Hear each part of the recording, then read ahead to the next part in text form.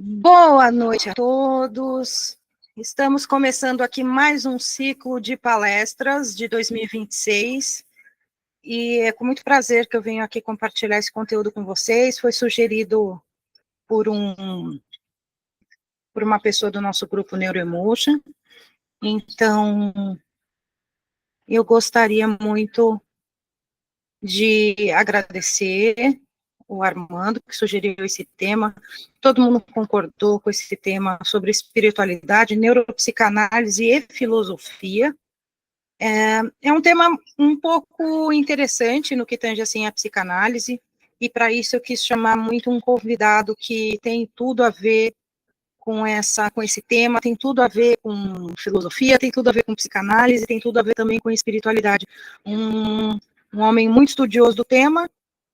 Confesso que não é um tema onde eu tenho muito domínio, eu tenho mais conhecimento em relação à psicanálise, à neurociência e todos esses assuntos inerentes mesmo à psique humana. Mas o Luiz Amboni, que é meu convidado de hoje, vem participar dessa palestra para trazer algo completamente diferente, completamente novo em relação a esse ciclo de palestras. É uma honra recebê-lo para ele conversar sobre esse assunto, e eu queria muito apresentar ele para vocês. Ele é psicanalista, ele é filósofo, ele é acadêmico em letras em inglês, então ele vai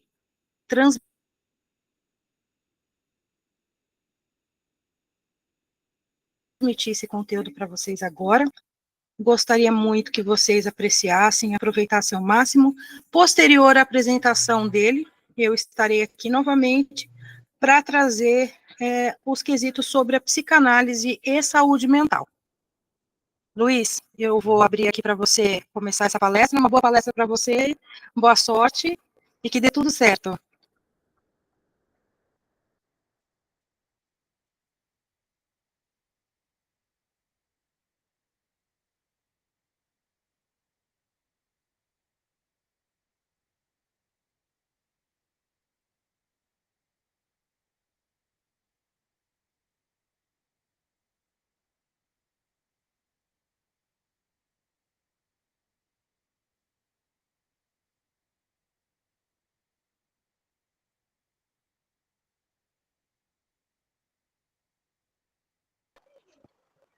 Olá,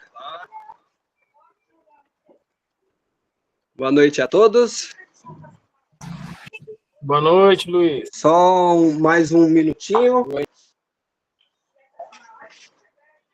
Aqui. Vamos preparar o João. Muito. Vamos lá. Como vai, querido? Tudo bem? Tudo jóia, graças a Deus. E vocês? Deixa eu me ajeitar aqui. Eu vou colocar uns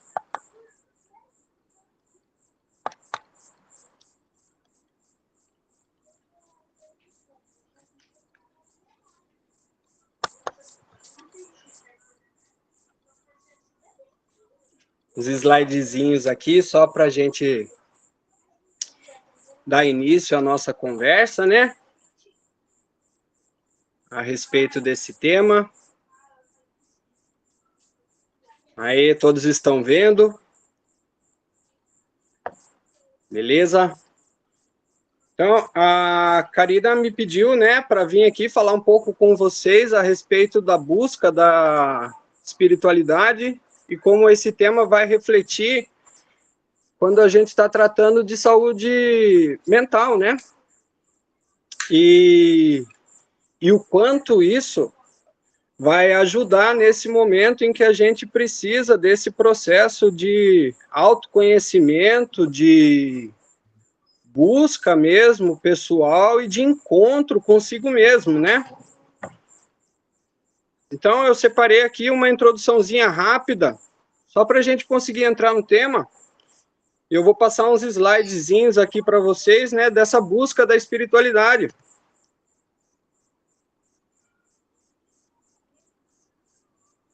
E foi assim, né, que aconteceu desde o começo da humanidade, quando do céu desceu, né?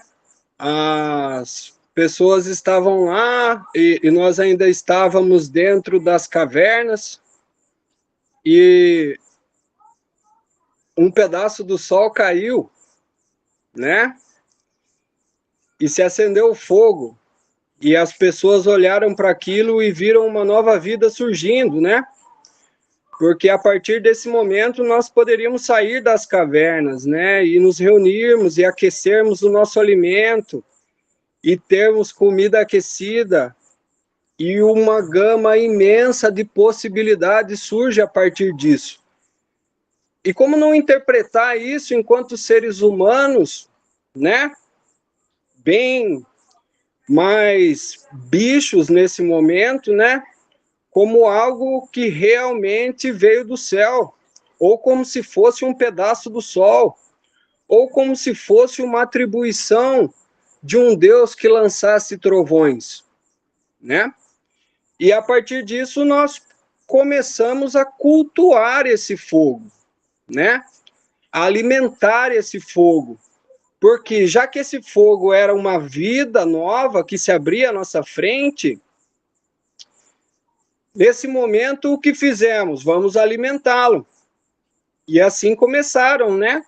As oferendas, o culto, a adoração a esse Deus, né? Que surgia a partir daí. E a partir disso, tantas representações divinas, né?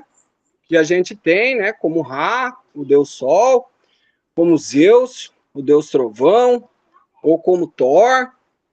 Então, a gente vai ter essas representações lá no início, né, da história relatada, da história contada, porque, na verdade, isso foi só uma atribuição da natureza, né, algo que aconteceu na natureza, uma descoberta humana na natureza, né, por acidente ou por divindade, não importa, né, porque o ser humano acaba descobrindo, né, Prometeu, né, na mitologia grega, traz esse fogo para os seres humanos, né? E a partir disso nós vamos cultuá-lo. Por quê? Porque aí sim poderíamos, né, nos reunirmos, né, à noite em torno da fogueira, né? Então, a partir desse momento, a gente vai começar a se conectar em rituais e a perceber esses ciclos naturais, né? Por quê? Através, né, da percepção, né, desses ciclos que se repetiam, aí sim a gente começa a plantar, a colher e a saber que tem um tempo para tudo isso, não é? Apesar de estarmos aí vivendo um momento de um desequilíbrio natural, né, onde as estações já não são mais tão acentuadas e a gente sente frio e calor no mesmo dia, essas estações foram sendo percebidas pelas primeiras civilizações e a partir disso nós começamos a nos conectarmos com estes ciclos também. A partir desses ciclos, nós teremos aí muita coisa a respeito, né, dessa espiritualidade que vai sendo trazida da natureza para o próprio espírito, né, como o próprio zodíaco que a gente conhece hoje, né, essa presença zodiacal que nada mais é do que a referência de tempos de plantio, de colheita, de guardar, de manifestar. Então, são todas essas referências que a gente vai tendo através desses ciclos, né? Os 12 signos que a gente tem aí, mais conhecidos, né, também são representados aqui na América do Sul, com outros signos, e estes sim vão representar os ciclos naturais da América do Sul. Se você for olhar para os signos zodiacais que a gente tem hoje, eles são a representação do que acontece no hemisfério norte. E se você colocar cada um desses signos, mas não é essa a questão aqui de hoje, mas cada um desses signos vai representar uma parte desse ciclo natural que está se manifestando e que nós estamos cultuando, né? Que a gente vai segui-los com certa reverência, para que esse Deus, para que essa divindade natural se aproxime de todos nós. A partir desse momento, nós temos as mais diversas religiões, né? Que, na verdade, o que é? A religião é uma tentativa de organizar e perpetuar as fórmulas, né? Essas fórmulas que deram certo, correto? E replicar essas fórmulas através aí das suas mais diversas formas de manifestação, não é? E essas religiões, elas vão se organizando desde o início dos tempos, né? Desde que a gente começou a empilhar pedrinha em cima de pedrinha e atribuir isso a um Deus que estava fora de nós, né? Que não era mais o ser humano, que era algo externo, que era algo transcendente, que era algo que vinha lá de fora e que mexia com essa minha vida que está aqui hoje, né? Então a religião, ela só vai ser um reflexo desse tipo de manifestação. A religião, ela vai ser uma perpetuadora de tudo isso que a gente conseguiu coletar enquanto humanidade. E essas representações divinas, né? Esses recebimentos divinos. E aí, isso pode ser atribuído a uma divindade que vem à Terra, isso pode ser atribuído a outros tipos de manifestações, ou revelações, ou anjos que se manifestam, e aí vão ser as mais diversas religiões. Mas quando eu estou falando de espiritualidade, eu não estou falando de religiosidade. Eu estou falando de uma espiritualidade que a gente encontra dentro da gente, né? Então vem um grandíssimo e agora. Por quê? Porque se eu tenho a minha própria religião, o que eu tenho que fazer? Não é?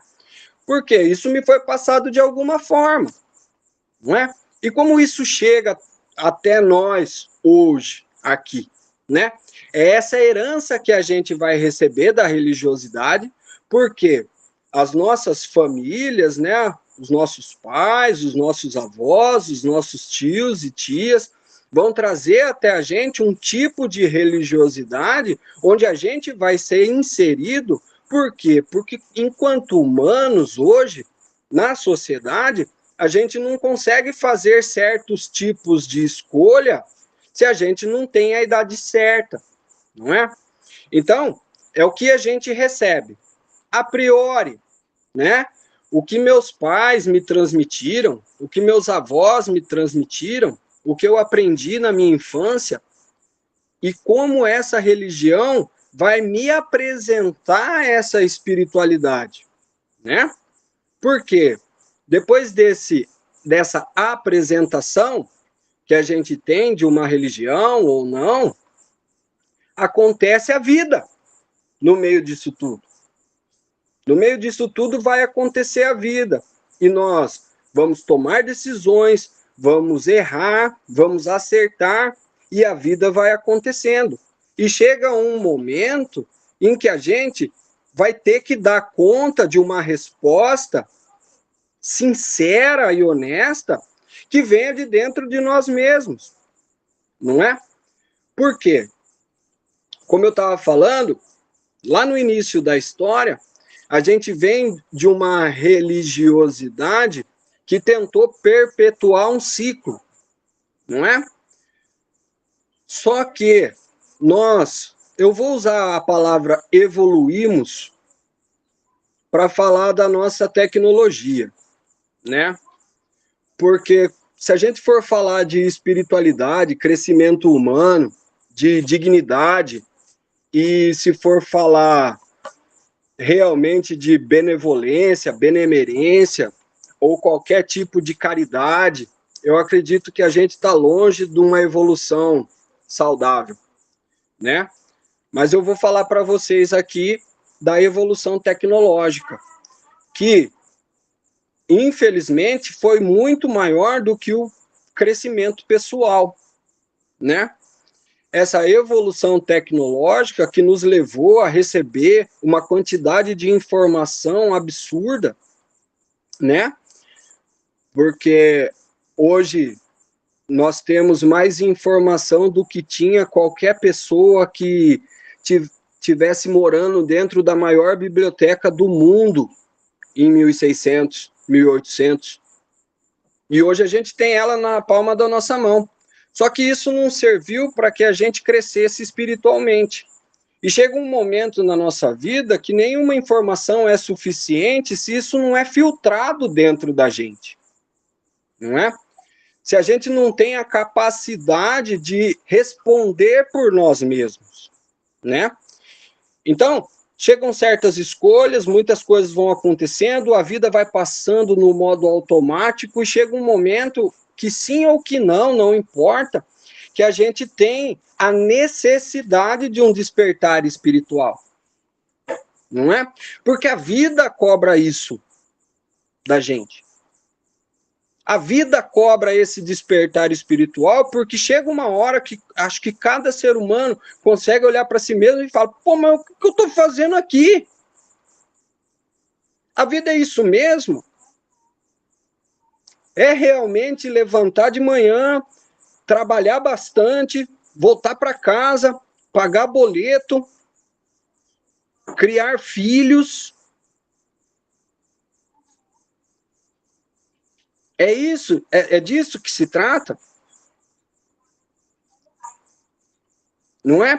Como se fosse uma obrigação ou só algo que tivesse que se desenvolver obrigatoriamente, porque é assim que a vida é. Faça e não reclama. Porque é assim que a vida é. E aí eu presto o meu culto aos domingos, pouco me envolvo naquele conhecimento ou nada, e isso me serve como algo que bastasse realmente para eu ter uma vida digna e de encontro pessoal comigo mesmo. E é por isso que as clínicas estão cheias, né? Porque estão cheias de pessoas que estão vazias de si mesmas, porque não tiveram um encontro consigo mesmo. Porque, de certa forma, enquanto sociedade, nós tivemos que aprender a receber o que é certo e o que é errado de fora, né? E quando a gente se contenta em só receber o que é certo ou errado de fora, através de tradutores da verdade, né?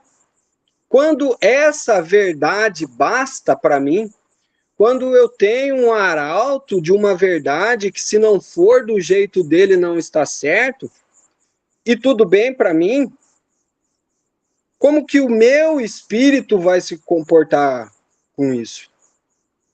Porque o que eu venho falar aqui hoje é que a gente é, sim, parte desses grandes 4 elementos que a gente tem na nossa vida, né? Somos terra, somos fogo, somos água, somos ar, mas nós também somos espírito. Porque não seriam tantos os relatos a respeito dessa espiritualidade se não fôssemos, né? E é esse encontro pessoal com esse Deus, com essa divindade, e aí eu estou falando por mim, que é o que vai me salvar de mim mesmo.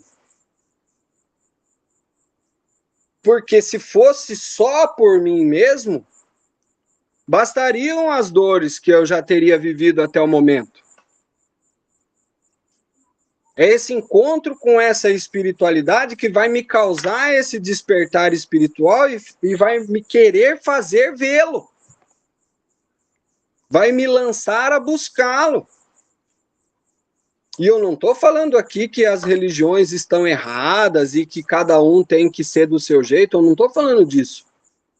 Eu estou falando que, para mim, a coisa funcionou quando eu fui buscar dentro da religião que eu participava as verdades e a profundidade daquela religião, porque eu queria encontrar Deus ali.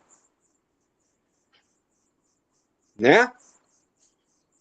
E depois os meus estudos foram abrindo, e aí através dos estudos das religiões comparadas, é que eu consegui compreender que, na verdade, aquela religião que eu seguia, ela tinha bem pouquinho tempo comparado a muitas outras que existiam, e que já falavam dessa mesma divindade, né? E que, de certa forma, era essa divindade una que criaria esse universo e que me faria querer encontrá-lo, né? Por quê? Em suma, nós somos a manifestação desse Deus uno que se dividiu e de fagulha em fagulha aqui nós estamos. Não é? É desse Deus que se dividiu para experimentar a realidade que ele havia criado, que aqui estamos. Existe uma letra hebraica, Yod, e ela é a representação dessa fagulha, né? Porque com ela se escreve todas as letras hebraicas. Não tem nenhuma letra hebraica que não tenha em seu tracejado o Yod. E esse Yod somos nós, porque nós carregamos esse Yod dentro de cada um de nós, que é essa fagulha divina, que vai querer fazer com que a gente realmente vá até ele. Através do quê? Através da nossa missão, não é? Porque se tem algo que nos chama para viver essa vida, esse incômodo que acontece dentro da gente, que é impossível a gente ficar indiferente, é a nossa verdadeira vontade. Porque se a gente está aqui por um motivo. Por mais que tenhamos sido acossados pelo esquecimento de alguma forma, para quem crê, ou para quem não crê também no esquecimento, para quem não crê que a gente passe por aqui mais de algumas vezes, também estamos aqui por algum motivo, porque isso nos é apresentado em todas as formas de religiosidade e espiritualidade que a gente tem. Não é? Mas essa é a grande dúvida que nos assola. Qual é o caminho? O que é a verdade? Lembra? Essa questão é feita aí algumas vezes, né? No nosso grandíssimo livro sagrado. E essa verdade é revelada por quem? Essa verdade, ela é revelada somente por Deus. Não é? E a verdade vos libertará, pois a verdade é revelada, procede do Pai, né? Mas como eu vou escutar a voz dessa verdade? E aí terão muitos outros filósofos, alguns pais da Igreja Católica que vão falar que essa verdade está em nós, né? Então, em busca desse encontro, em busca desse desejo que eu tenho por minha verdadeira vontade, né? Que é essa missão, esse propósito de vida, o meu santo graal, é através disso que eu estou indo atrás dessas coisas, não é? E aí como Deus vai se manifestar em mim? Essa é a verdadeira busca, é como Ele vai se manifestar em mim. Então, hoje, assim, para falar um pouquinho, né, sobre a minha história, né, foi num mau momento que eu fui levado ao encontro dele, né, e que talvez sem ele eu não tivesse conseguido permanecer nessa terra. E quem tem esse encontro, é impossível ficar indiferente. Não é? Eu falo muitas vezes, né, aqui em casa, eu converso muito com minha esposa a respeito, e a gente tem altas conversas sobre esse Deus, porque na verdade é esse tipo de espiritualidade que vai nos salvar de nós mesmos. Não é? Então, de encontro em encontro, eu vou buscando esse Deus dentro de mim. Porque esse Deus é a unidade capaz de me fazer melhorar. No processo psicanalítico, quando eu encontro com essa espiritualidade, eu sou capaz de olhar um pouco para mim mesmo, sem a hipocrisia do egoísmo, de olhar para mim mesmo e falar assim, eu vou ser uma pessoa melhor. Porque carne por carne, são infinitos os símbolos que vão demonstrar que isso não funciona. Bicho por bicho,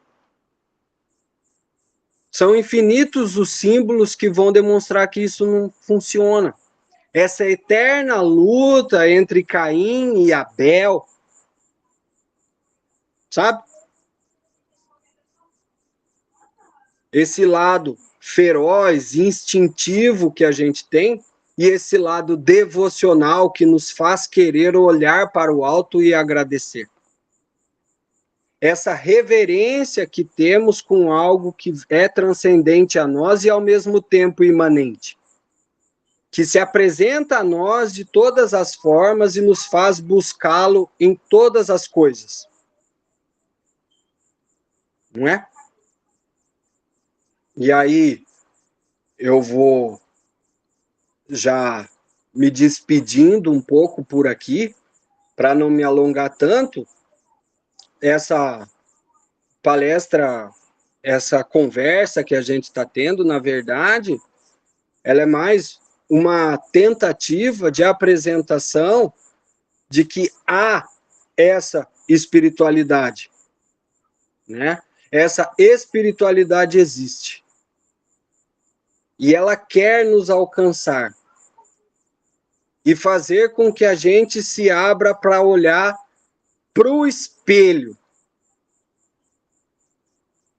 Porque vai chegar o momento que talvez a herança não seja o suficiente. Talvez a religião herdada não seja o suficiente. Mas para vocês que estão aqui ouvindo, talvez a religião herdada seja o suficiente. E você consiga aprofundar-se nela. Mas que a mensagem não venha mais de uma fonte externa, também humana. Que essa fonte fale dentro do seu coração através da sua espiritualidade, da sua religião. Porque independente de você ser A, B, C ou D, não importa. O importante é quanto Deus se conecta a você através disso. Eu costumo falar que as religiões são veículos para chegarmos a Deus. Alguns irão de Toyota Corolla, outros irão de Honda Civic, outros irão de ônibus, outros irão de barco, não importa, mas todos os veículos, se estiverem nos levando ao amor, estão nos levando a Deus. Porque se tem uma mensagem que mostra que esse Deus é verdadeiro, é o amor. Porque é somente através do amor que a gente consegue se desconectar um pouco do nosso ego e passar a olhar realmente para o que está fora de nós. E na maioria das religiões, todas elas falam, né? Na maioria sistemas que existem religiosos nos incentivam a estender a mão. E só através do amor a gente consegue estender a mão. Porque toda filosofia vai falar que o homem vai lutar com todas as forças para defender a própria potência, porque a potência é vida para esse homem. Então, pela minha felicidade, eu sou capaz de fazer tudo, mas quando entra o amor, aí a minha felicidade pessoal passa a não importar tanto, porque eu quero o sorriso da outra pessoa. Não é? E é somente dessa forma que aí eu me lembro de uma musiquinha que eu escutava lá na igreja quando eu era bem pequenininho. Porque daí é só dessa forma, e aí que a gente ama como Deus ama, sorri como Ele sorri, sentir como Ele sente, né? Então, para fecharmos aqui, quem é o Deus verdadeiro? E é essa a resposta que eu queria deixar aqui para vocês. Para você que está aí assistindo, exclusivamente para você, o Deus verdadeiro é o seu.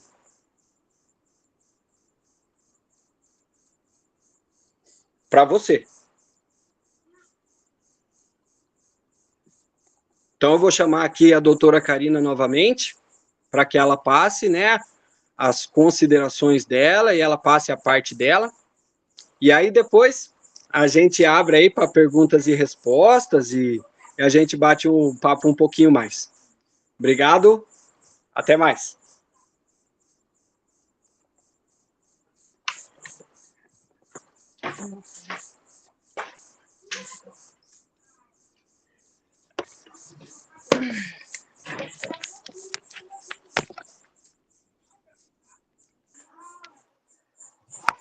Voltei, querido, depois de um papo profundíssimo desse.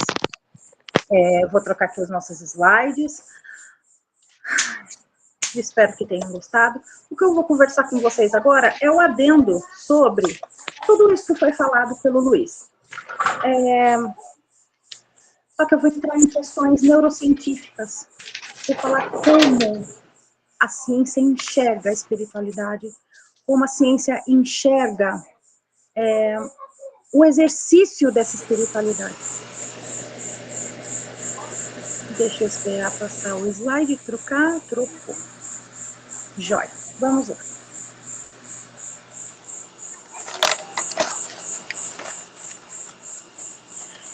Sobre saúde mental, que é o foco aqui que a gente tem falado muito nas outras palestras, a espiritualidade faz bem para a saúde mental? Ela é obrigatória?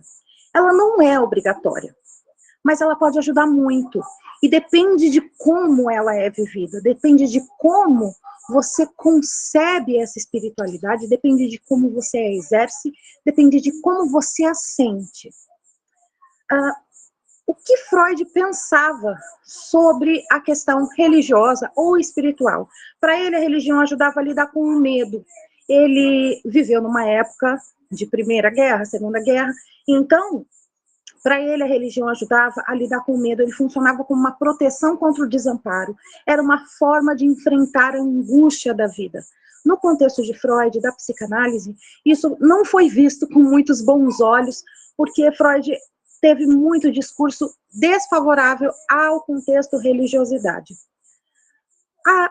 Mas vieram também psicanalistas contemporâneos, que passaram a enxergar o exercício da espiritualidade fora do conceito de religiosidade, são coisas distintas. E Donald Winnicott falou sobre o espaço intermediário entre um lugar entre imaginação e realidade, e a espiritualidade, ela precisa necessariamente ocupar esse espaço. Sobre o que a ciência, o que a neurociência hoje, que é um conteúdo mais atual, falando sobre as questões emocionais, psicoemocionais e também religiosas, espirituais, o que a ciência do cérebro nos mostra, independente da opinião de qualquer filósofo, qualquer psicanalista ou qualquer médico, a espiritualidade, ela é um meio de regulação emocional. Ela pode reduzir a ansiedade, pode aumentar a sensação de pertencimento. O cérebro gosta do sentido. E a gente precisa de uma narrativa, a gente precisa de um propósito, precisamos sentir que nós pertencemos a algo. A gente precisa sentir esse vínculo de identificação social. Na outra palestra, eu tinha falado para vocês de que os quesitos de saúde são 5. Na OMS, a gente fala que a saúde espiritual, a saúde profissional, a saúde psicológica, fisiológica e a saúde familiar. A saúde espiritual, ela integra uma parte da saúde mental. Então, apesar dela não ser obrigatória, todos nós exercemos uma espiritualidade, ainda que não tenha, ainda que fosse uma pessoa que não acredite, agnóstico ou ateu, essa pessoa, de certo modo, ela exerce a função social dela como cidadão, como uma pessoa com quesitos morais, com quesitos éticos. Então, tudo isso integra o que se chama de espiritualidade. Quando a espiritualidade ajuda, quando ela é favorável para a gente, ela é quando ela traz paz, quando ela aumenta o nosso sentido de responsabilidade e quando ela fortalece a realidade. Quando a gente, ou a gente vive na primeira, foi doutrinado, cresceu dentro de um conceito religioso, e a gente vive essa prática espiritual, essa prática também religiosa, isso aumenta nosso sentido de responsabilidade social, quando a gente se sente empático pela dor do outro, quando isso fortalece a nossa realidade de quem nós somos, o nosso caráter, os nossos valores, ela é muito positiva.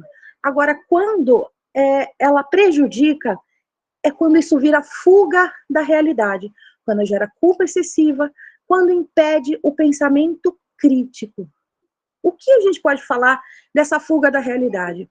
A gente vê hoje, e eu acho que todo mundo conhece em algum contexto familiar ou social, de pessoas que sustentam uma imagem religiosa que não condiz com a realidade e com a personalidade que ela é. Quando as pessoas conseguem exercer aquilo que elas são dentro da religiosidade e dentro da sua espiritualidade, quando a espiritualidade encontra a religiosidade, isso se encaixa, a gente diz que isso realmente é algo muito favorável. Agora, quando ela vira fuga da realidade, quando ela vira um exercício de sustentação do ego, de sustentação de uma imagem, de sustentação de uma personalidade fantasiosa, provavelmente ela não traz benefícios. E aqui eu vou entrar com vocês em outro ponto. Mas falando ainda sobre a espiritualidade, o Luiz trouxe uma questão sobre como foi a espiritualidade nesse contexto total, no decorrer dos milhões de anos que se seguiram. Desde o primeiro ser cognitivo, independente de qualquer concepção religiosa, desde o primeiro ser cognitivo, quando a gente fala de Australopithecus, que foi a primeira espécie humana, e depois, muitos anos, vieram o Homo neanderthalis e coexistiram com o Homo sapiens, e aí sim tivemos o Homo sapiens sapiens até chegar nesse conceito evolutivo do que nós somos. Ainda, dentro desse contexto, nós conseguimos perceber, enquanto cientistas, conseguimos perceber que mesmo com pouca carga cognitiva, com pouco pensamento, escolha e livre-arbítrio, os seres humanos não tão desenvolvidos como eram os nossos antepassados, eles tinham uma carga de empatia e de caridade pelo outro. E recentemente foi feito um estudo muito interessante com 2 papagaios, onde 2 eram colocados em 2 gaiolas distintas, e os pesquisadores, os psicólogos e psiquiatras, todos os dias davam uma moeda para cada papagaio, e eles tinham que devolver essa moeda para que eles pudessem receber alimento. Depois de 2 semanas, esse papagaio, o primeiro papagaio, começou a receber 2 moedas. consequentemente, nas primeiras vezes, ele começou a entregar essas 2 moedas e recebeu o dobro de alimentos, e ele viu que o outro papagaio da outra gaiola não recebeu alimento porque ele não estava dando a moeda.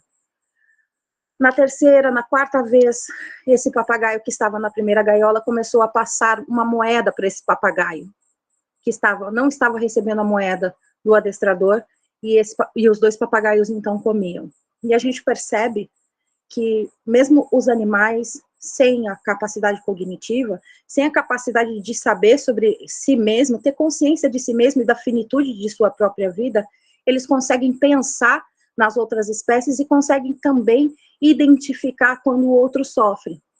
Isso é um contexto extremamente intrínseco da nossa subsistência.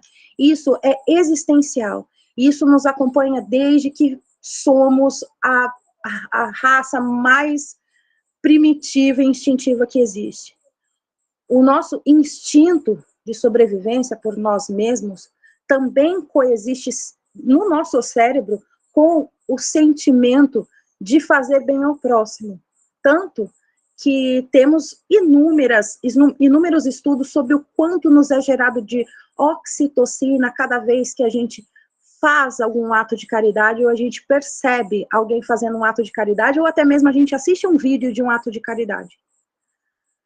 Esse sistema do nosso cérebro faz uma descarga de hormônios, faz uma descarga de oxitocina, que é o mesmo hormônio que uma mãe, quando recebe o bebê a primeira vez, quando ela dá à luz a um bebezinho e ela olha para aquele bebê, essa descarga de oxitocina ocorre nela. É um sentimento químico de intenso vínculo, de intenso amor. Então, se a gente pode chamar o amor de algo, ele sim poderia ser chamado dentro da ciência de oxitocina. E a gente percebe que a oxitocina nos acompanha há milhares de anos e também acompanha os animais. Mas então, qual é a diferença entre nós e as outras espécies de animais?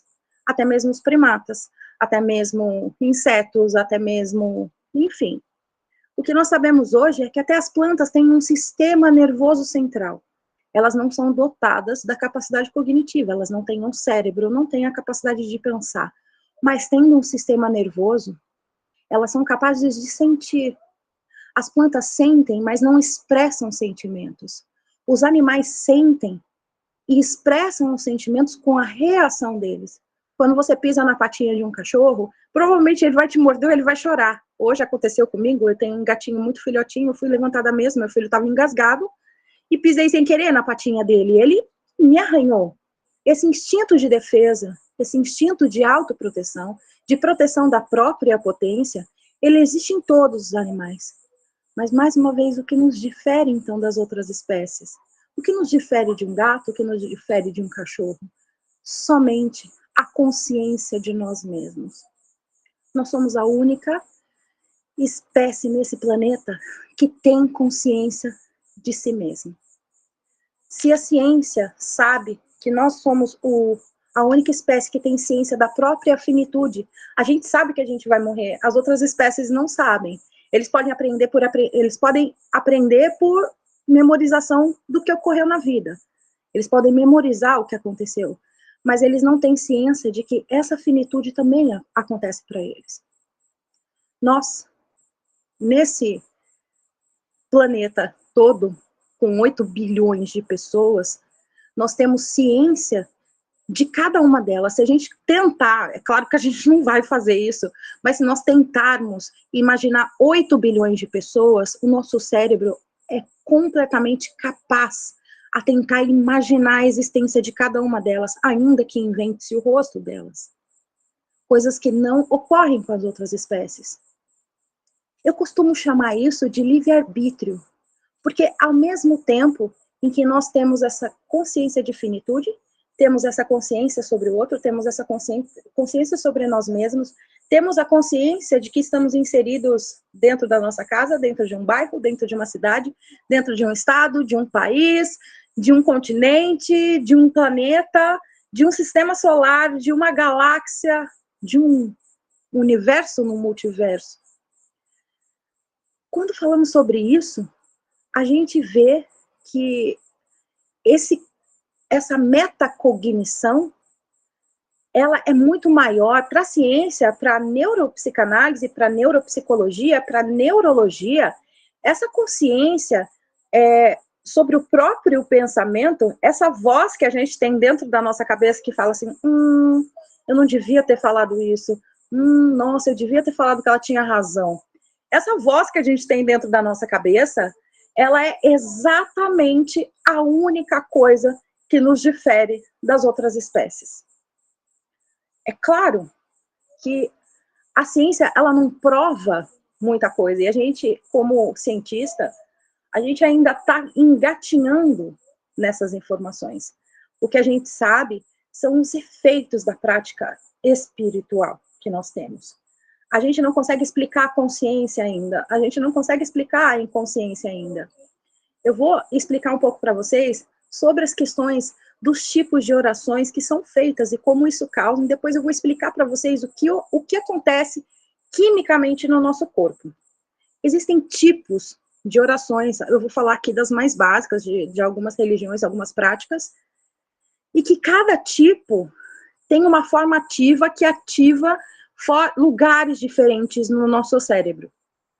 Existem a oração como conversa, que é aquela oração que você fala, oi Deus, tudo bem? Sou eu, a Karina, lembra de mim? E aí você discorre sobre as coisas da sua vida. Essa área, esse tipo de oração, ela ativa áreas no nosso cérebro ligadas ao apego. Lembra da oxitocina que eu falei para vocês?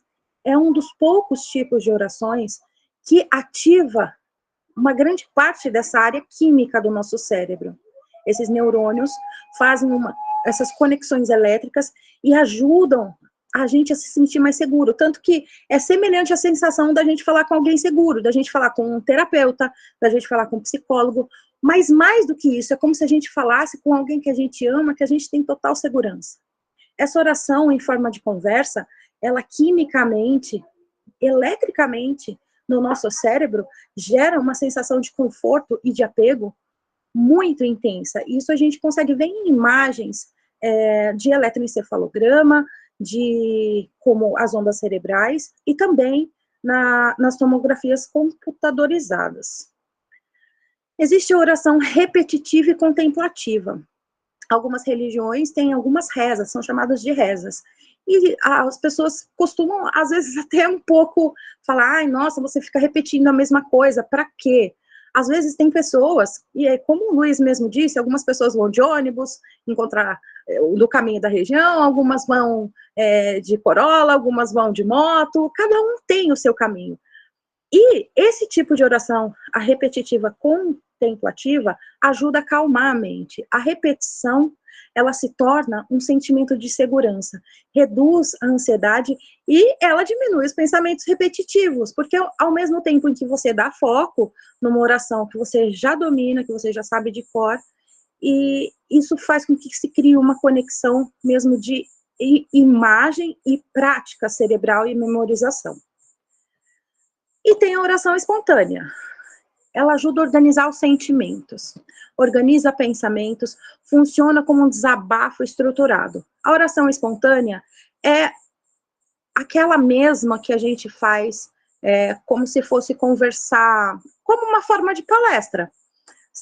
Eu estou aqui explanando para vocês conteúdo que é do meu hiperfoco, é do meu interesse, e estou explicando para vocês e falando e colocando coisas da minha prática, da minha vivência.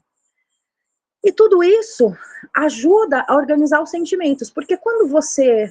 Vou dar um exemplo muito prático. Você chega na sua casa, tá aquela bagunça lascada, e você chega e você fala assim, poxa, eu tenho que hoje lavar minha roupa, tenho que tirar as toalhas e tenho que varrer a casa. Quando você planeja, faz esse planejamento, essa espontaneidade de você saber o que você precisa e você executa isso, você faz com que você sinta mais seguro e confortável. É o sentimento de estar confortável com a sua ação. Então, isso gera, principalmente, memorizações, vínculo, apego. Tem, sim, um relaxamento do sistema nervoso simpático. A gente consegue executar as tarefas do nosso dia, porque geralmente esse tipo de oração é aquela que a gente faz, ou esse tipo de contato, esse tipo de fala, é aquela que a gente faz, ai, nossa, você vê um acidente na rua, você fala, ai, tomara que não tenha acontecido nada, meu Deus, ajude, nossa, que desespero, tomara que dê tudo certo. Esse tipo de pensamento, quando a gente faz espontaneamente isso no nosso dia, ai, eu tô nervoso, mas vai dar tudo certo, é como se a gente estivesse falando para a nossa própria psique de que não estamos sozinhos.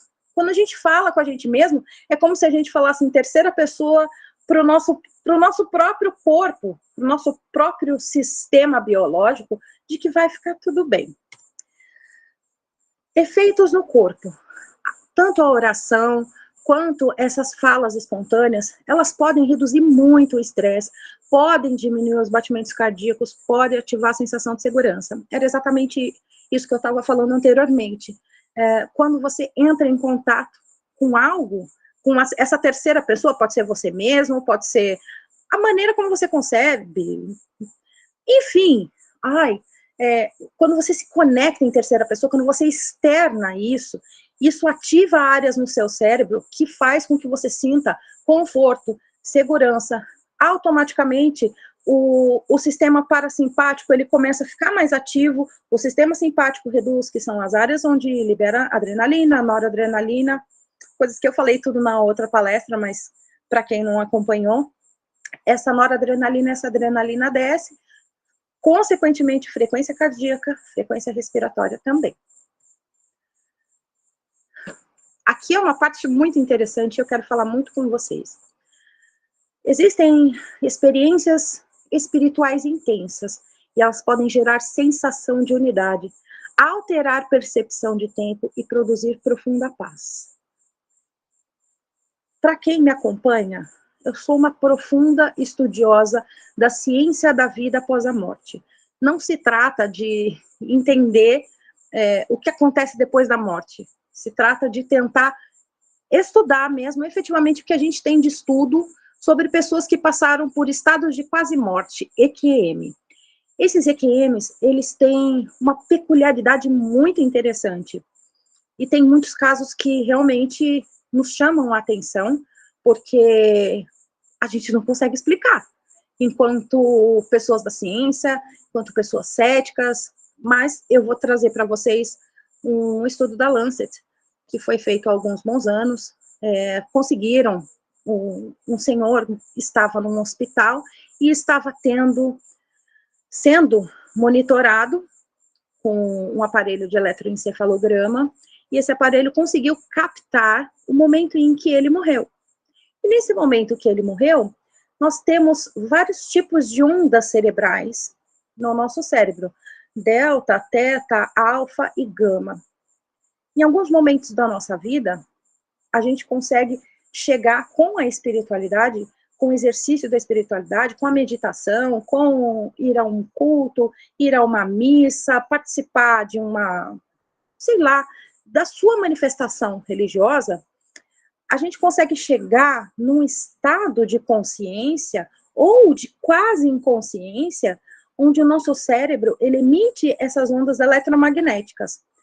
A onda teta é uma onda que é aquele estágio quase inconsciente, quando você está quase dormindo e você tem aquele sonho extremamente intenso, mas você ainda não dormiu totalmente. A gente está em ondas tetas. E existe as ondas gama e alfa.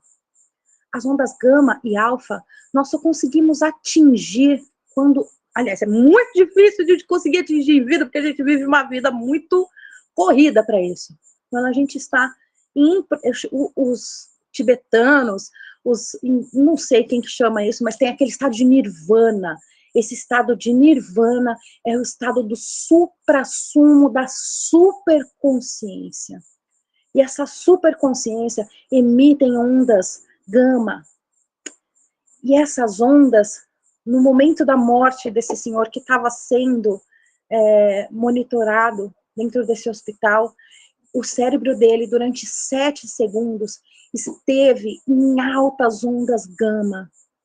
Quando o nosso cérebro atinge essas ondas cerebrais, essas frequências cerebrais, é um estado de extrema paz e de conexão consciente. Isso aconteceu há muitos anos. E esse foi um dos estudos que a psiquiatria, que a neurologia, que a psicologia tem tentado entender a consciência. O que é a consciência? A consciência é como se fosse o software e o nosso cérebro é o hardware. O que é a inconsciência? Esse estado que nós falamos dentro de psicanálise, dentro de psiquiatria, de neurologia, a gente ainda não conseguiu saber exatamente. O que nós sabemos é que a gente tem dentro de nós aquilo que a gente sabe sobre a gente mesmo, faz parte do nosso consciente. O que nós temos consciência é a pessoa que apresenta.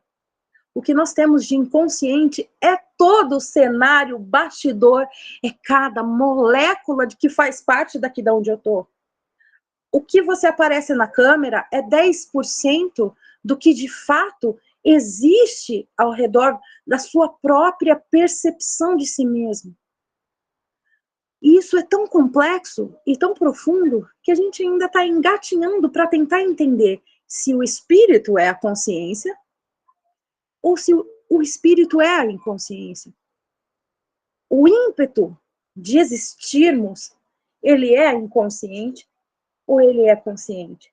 Tudo isso são perguntas que nós, cientistas, que os filósofos, que os estudiosos, que todas as pessoas que acompanham a psique humana se questionam todo o tempo.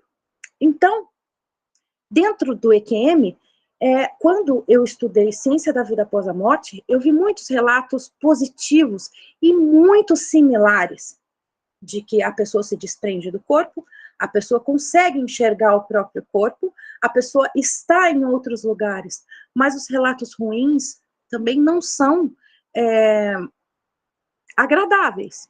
Quando essa pessoa tem uma experiência de quase morte positiva, quando ela tem uma vivência onde ela está fora do corpo, no momento que ela está em coma, num coma induzido, ou num estado inconsciente, e ela tem uma experiência positiva, isso altera a percepção dela de tempo e produz uma paz profunda, um sentimento de unidade como um todo, porque é como se ela vivesse o estado consciente e inconsciente ao mesmo tempo, desligado da matéria.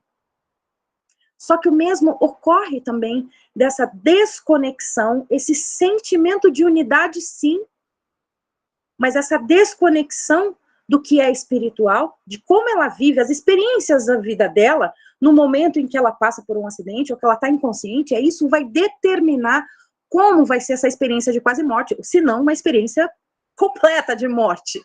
Mas como vai ser isso? O que sabemos é que antes de morrermos, o cérebro leva pelo menos 7 minutos vivendo esse filme dentro de nós. São 7 segundos de intensa descarga elétrica. São 7 segundos com ondas cerebrais intensas, onde é como se fosse mesmo todas as memórias passando diante dos nossos olhos. Ainda que 7 segundos tenha uma percepção para nós que estamos dentro da linearidade de espaço-tempo, imagina como é isso para um estado de consciência. Às vezes a gente dorme 10 minutos, não parece que a gente dormiu 3 horas. Às vezes aqueles 10 minutos da sua soneca, você acha que você está atrasado e você dormiu só 10 minutos. O cérebro é ilinear. O cérebro não tem tempo.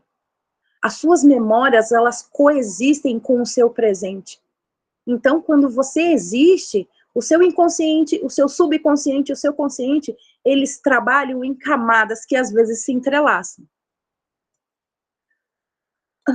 A ciência prova que Deus existe? A ciência só explica o que acontece no cérebro, a ciência só explica o que acontece no espaço, a ciência explica o que acontece em biofísica, explica as nossas frequências, explica a nossa energia, explica a nossa energia elétrica, as nossas moléculas, os nossos átomos. Mas ela não confirma, mas também não nega o transcendente. Se alguém, eu acredito, de todas as coisas. Louis Pasteur tinha uma frase muito interessante, ele diz assim: quando você estuda um pouco de ciência, você nega Deus. Quando você estuda muito, você tem certeza. Quando você começa a estudar, você descobre, como Sócrates, de que a gente não sabe nada. O pouco que a gente estuda, às vezes, não é suficiente para que a gente saiba que a gente não sabe nada. Para a gente não saber nada, ficou muito confuso isso. Mas dentro da filosofia, dentro do pensamento filosófico, essas retóricas, elas são interessantíssimas, porque nos fazem questionar se, de fato, a gente se abre para que possa descobrir algo além de nós mesmos. Se a gente está tão preocupado com a nossa estrutura de caráter, de valores, a gente está tão preocupado com o nosso ego, se a gente tem se conectado com o restante, se a gente tem essa percepção de que eu estou aqui, estou nessa cidade, estou nesse estado, tem essa percepção metacognitiva de quem somos, que fazemos parte de uma espécie de 8 bilhões de outros pensamentos fora de nós. Falei para vocês sobre a questão da espiritualidade com a Organização Mundial da Saúde. Então, essa saúde espiritual, para a OMS, significa ter uma coerência interna, ter valores, ter esperança e sentir conexão. E quando a gente não tem isso? Essa foi a pergunta lançada pelo Luiz aqui na palestra.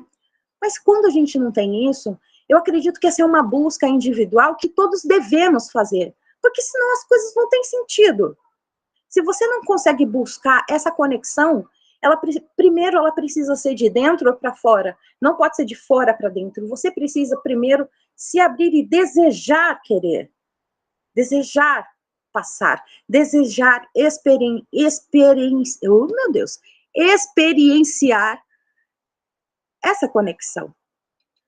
Nada de fora para dentro nos atinge se a gente estiver cristalizado. Então a gente precisa desejar viver essa conexão, deseja tentar conhecer ao máximo, a gente vive essas experiências, faz essas buscas, mas tentar transcender. Nós somos a única espécie feitas biologicamente para transcender o nosso conhecimento. Um cachorro nunca vai conseguir falar outros idiomas de espécies. Um gato não vai conseguir latir. O papagaio pode até repetir as palavras, mas nunca com a cognição que nós humanos temos. Nós somos a única espécie que tem escolha de transcender ou não. Que a gente escolha transcender, que a gente escolha crescer e amadurecer. Para fechar a nossa palestra de hoje, eu gostaria muito de dizer que a espiritualidade pode ser um regulador emocional, fortalece a nossa identidade e é saudável quando ela integra, não quando ela aliena.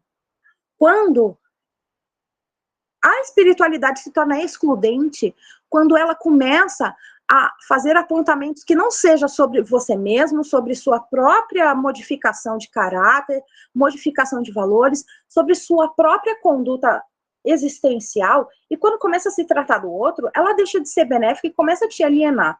Então, o interessante é que a espiritualidade traga você para esse pensamento de que eu quero ser um ser humano melhor, eu quero olhar para o próximo como eu olharia para um irmão, para um pai, para um primo, um tio, uma tia. Quando a gente começa a olhar, ter esse sentimento de unidade pelos outros, ainda que a gente não acredite em nenhum criador, nenhum arquiteto do universo, que o Big Bang tenha sido feito por ninguém, a gente começa a se conectar com as pessoas, mas principalmente se conectar com a gente mesmo.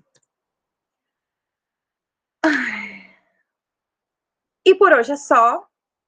Antes da gente encerrar, eu gostaria muito de agradecer a todos que estiveram aqui presentes. Gostaria muito de agradecer quem vai assistir esse vídeo posteriormente. Tanto essa palestra como as outras que vão acontecer no decorrer do ano vão integrar um curso de Neuroemotion, que é uma extensão profissional para psicanalistas, para profissionais de saúde, profissionais da educação. Essas palestras sempre serão gratuitas, vão ocorrer pelo menos uma vez por mês. A próxima palestra vai ser no dia 6/3 e vai ser sobre respiração funcional. Vamos falar com uma fisioterapeuta que vai nos explicar sobre as patologias e a necessidade de gerenciamento de estresse. eu vou encerrar nossa gravação, mas não é para vocês saírem ainda. Se vocês quiserem conversar, quiserem fazer alguma pergunta, algum apontamento, ou falar alguma coisa para a gente, eu gostaria muito que vocês esperassem um pouquinho só para eu encerrar a gravação. Para quem vai assistir posteriormente esse vídeo, muito obrigada. Espero que tenham gostado. Até a próxima.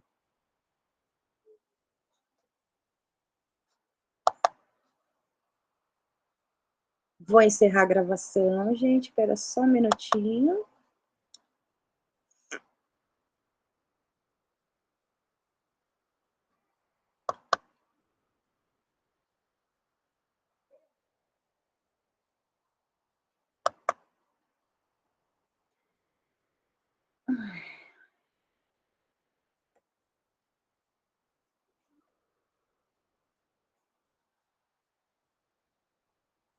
Tem aqui, Luiz Augusto.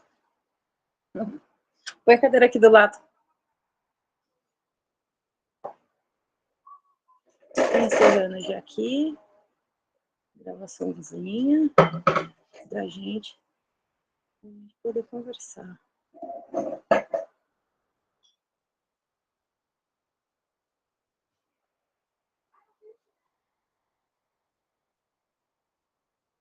Pessoal, agora eu deixo com vocês aí o Luiz Augusto, para vocês poderem conversar com ele, perguntarem para ele. Eu vou estar aqui pertinho, se vocês quiserem perguntar alguma coisa para mim, também estou aqui à disposição, tá bom? Muito obrigada a todos que participaram.